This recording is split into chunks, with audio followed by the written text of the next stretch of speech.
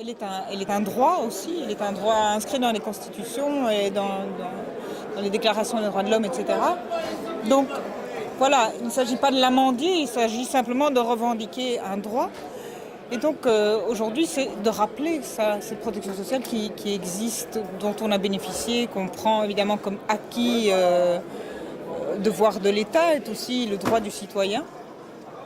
Donc en grosse partie, c'est ça, et c'est de rappeler que aujourd'hui, où on menace justement de nous couper une série d'avantages de protection sociale et autres, dans d'autres pays, on réfléchit évidemment à des solutions pour la mettre en place. Et donc, il faut se mobiliser comme citoyen aussi pour dire attention, là vraiment, vous prenez des risques en matière de solidarité, en matière de filet social, et il est important de la préserver. Toutes les personnes doivent pouvoir avoir un filet de protection parce qu'aujourd'hui, on ne peut pas dire que ce sont les personnes qui sont en responsabilité de ne pas trouver de l'emploi, d'être malades ou de se retrouver en train de frapper à la porte du CPAS et qu'elles sont directement responsables de cette situation. Ça n'est pas vrai. C'est pour ça qu'on a inventé la sécurité sociale. Et si nous nous battons pour ce système ici en Belgique, en même temps nous pouvons nous battre pour avoir le même type de protection sociale à l'étranger. Donc moi, ce qui m'intéresse surtout, c'est la protection sociale des travailleurs pauvres dans les pays comme le Bangladesh et dans le secteur du vêtement particulièrement. Moi, j'aimerais à l'avenir développer des filières d'achat de vêtements qui soient des vêtements durables et qui respectent les travailleurs de très loin et qui respectent aussi leurs familles. Et je suis pour la protection sociale pour tous.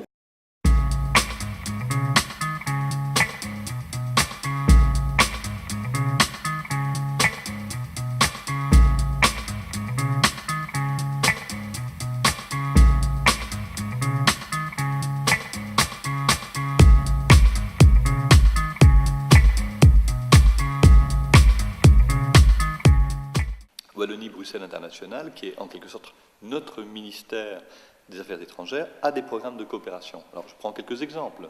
Au Burundi, dont on connaît la situation politique, on parle moins de la situation sociale, on est en train de construire des logiques de distribution coopérative ou participative en pharmacie.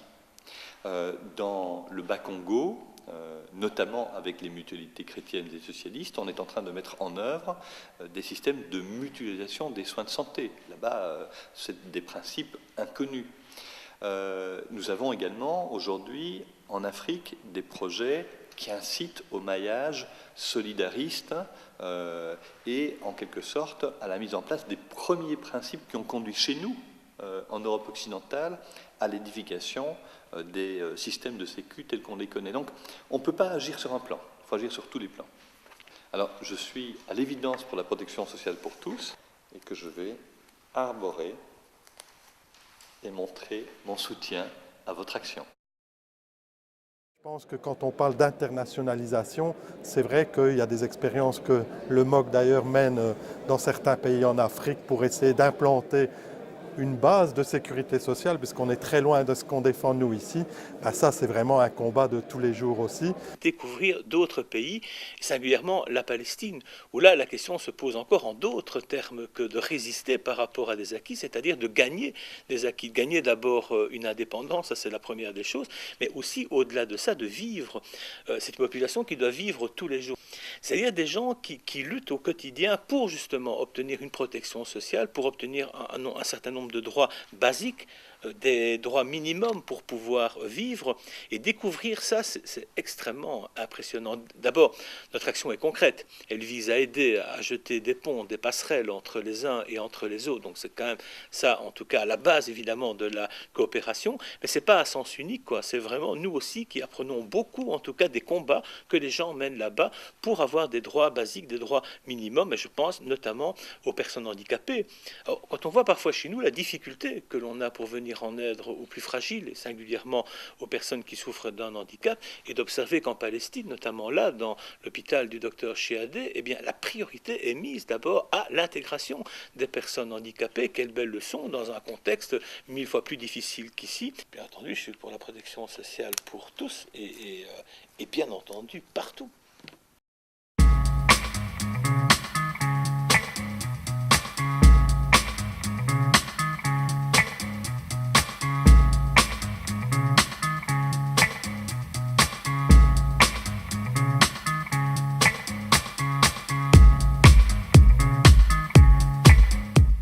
Cette protection sociale qu'on revendique, ou dont on revendique en tout cas le maintien chez nous, mais aussi la défense pour d'autres à l'étranger, c'est qu'elle est finançable. Souvent, une des idées préconçues, c'est que ça coûte extrêmement cher et qu'on n'en a pas les moyens. Or, elle s'est construite chez nous à un moment après-guerre où justement on sortait d'un état catastrophique. Et donc, elle est finançable. Ça, c'est une bonne idée quand même, une fiscalité juste. Et alors que, bien sûr, l'ensemble des citoyens, relayés par un discours libéral qui massacre ce terme fiscalité et même l'impôt. L'impôt, ce n'est pas un sale mot. L'impôt, c'est un outil essentiel pour tout État, pour toute société qui veut organiser collectivement des solidarités et des services publics de qualité. Donc oui, vive l'impôt, mais attention, pas n'importe quel impôt. Un impôt justement bien perçu et justement bien redistribué. C'est l'essentiel de la sécurité sociale. Tout le monde contribue en fonction de ses moyens et on redistribue aussi à tout le monde, mais aussi en fonction de ses besoins et de ses situations spécifiques. Effectivement, mon Dieu, celui qui est contre, il n'est pas très malin. Parce que qui dit que demain, on ne va pas aller habiter dans un autre pays, même européen ou en Asie, en Amérique latine, et on pourrait effectivement bénéficier d'une bonne protection sociale comme nous avons en Belgique, même si des forces du mal essayent de la détricoter, voire de la supprimer.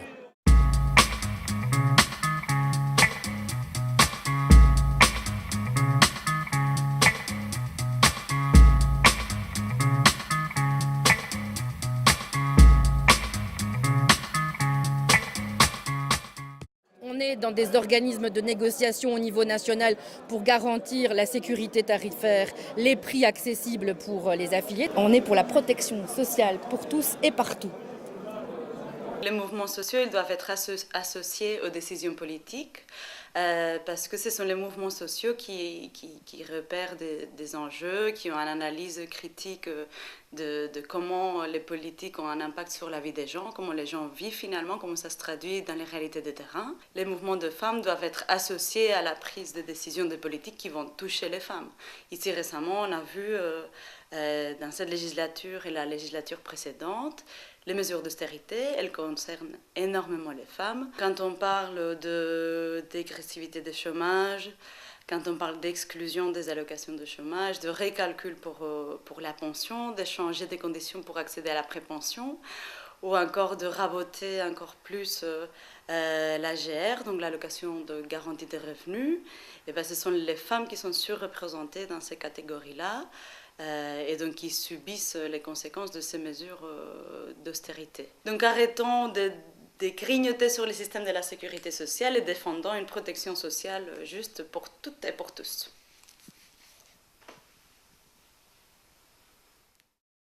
Et donc je pense vraiment que c'est essentiel de travailler à la protection sociale pour tous en associant justement les différents acteurs, que ce soit le monde de l'emploi, les syndicats, tout le monde est concerné. Je pense que le MOC a toute sa place aussi autour de la table pour cette réflexion.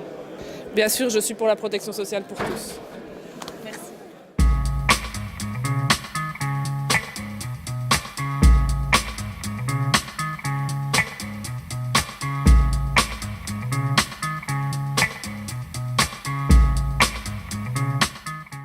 Je suis super fière de tout ce qui a été créé durant quasi un siècle, de tous ces gens qui se sont mobilisés, qui se sont battus, qui ont été créatifs justement pour créer, mettre au point un système qui soit efficace et qui soit basé sur la solidarité. Je trouve ça vraiment extraordinaire et je trouve qu'il faut vraiment protéger notre système de protection. Et donc je suis fière, et je dis que je suis fière parce que je trouve que quand on est fier, on est dans une dynamique positive et on est prêt à se mobiliser pour la défendre à tout prix.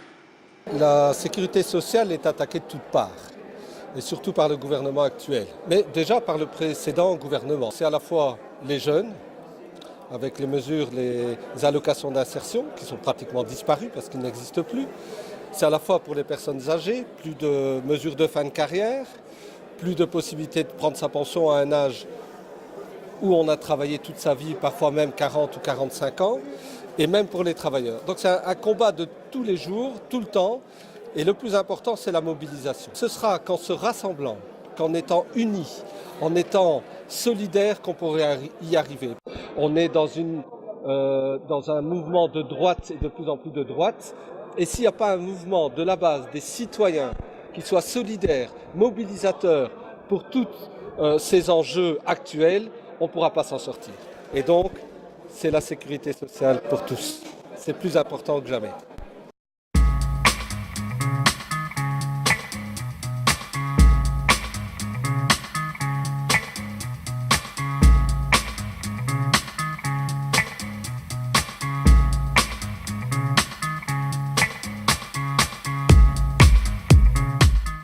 Le risque premier, en fait, je pense par rapport au traité transatlantique, le TTIP, c'est grosso modo qu'on risque de voir tous les acquis qu'on a réussi à bâtir en plusieurs années, petit à petit, partir à la trappe. Tout ça pour des questions de compétitivité, des questions de rendement, etc. Et donc, au fur et à mesure du temps, faire un énorme pas en arrière. Vu que le TTIP fait qu'il va y avoir quelque part un nivellement par le bas pour s'adapter au marché américain, on voit très bien la protection sociale du côté des États-Unis, que c'est vraiment, ils sont pratiquement nulle part, donc le risque est vraiment qu'on se retrouve dans ce sens-là, avec tout un système privatisé pour lequel quelque chose qui est maintenant pour nous un droit et qui doit pour moi rester un droit, qui passe tout simplement à la trappe, tout ça pour du business. Même ici, si depuis la guerre, depuis l'après-guerre, on a vécu pendant 50 ans en disant notre système de sécurité sociale est solide et immuable et personne n'osera y toucher tellement il est évident, il répond à toute une série de besoins, eh bien aujourd'hui il est fragilisé et notre ministre de tutelle, Madame Maggie De Bloch, a déjà pu passer à l'action dans certaines matières, en matière de soins de santé, de manière évidente. La protection sociale, c'est vraiment un des aspects prioritaires de la solidarité humaine. Disons que la protection sociale, c'est véritablement un choix politique. Je crois qu'il y a énormément de monde qui reste, énormément de personnes qui restent sur le bord du chemin et qu'il faut remettre sur les rails, non pas en faisant le travail à leur place, je dirais, mais en leur donnant les moyens de leur autonomie. Et la protection sociale, c'est effectivement l'un de ces moyens. Alors, ce sont des choix politiques, effectivement, je l'ai dit, de l'argent, il y en a, mais il y a des priorités, et très clairement, celle-là en est une.